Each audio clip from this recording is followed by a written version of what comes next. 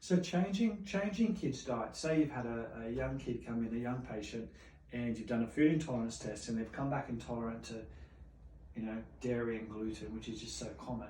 Where do you start with the mum and the dad and the kid and the family? Like, what's the first place you start with, making recommendations about changing or improving that diet, that child's diet? Yeah, I think it's about meeting your child where they're at, so if they're a really fussy eater and you're going to come into a lot of trouble, it's about really making gradual changes and just looking to slowly phase things out. Yeah. So if we're, for example, swapping out milk, and the child just absolutely loves their big glass of milk every day, sometimes I recommend, if we can subliminally get their taste buds to adjust, we might start off with a full glass of milk and a dash of almond milk. Yeah. And then gradually shift the ratios around. And sometimes even just little things like that can help them to adjust as well.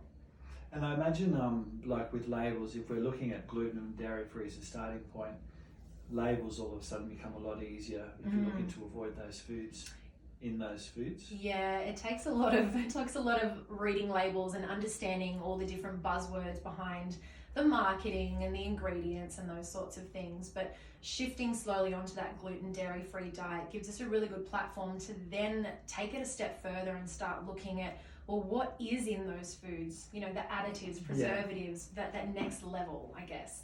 And I think too, for us naturopaths, we've got the reputation of wanting to get everyone off gluten and dairy, but we don't do this so that people never have those foods again.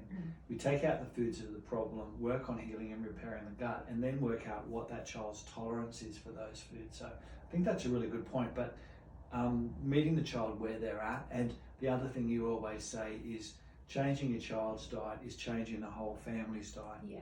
You can't just change one person in the family's diet without all on board making some changes as well. So yeah, and everyone benefits. Everyone always comments on their energy and their gut and everything. So it's good for everyone. Food affects us so much. Yeah. I think it's only when you take foods out that you can really see the benefits for everybody. Thanks, Belinda.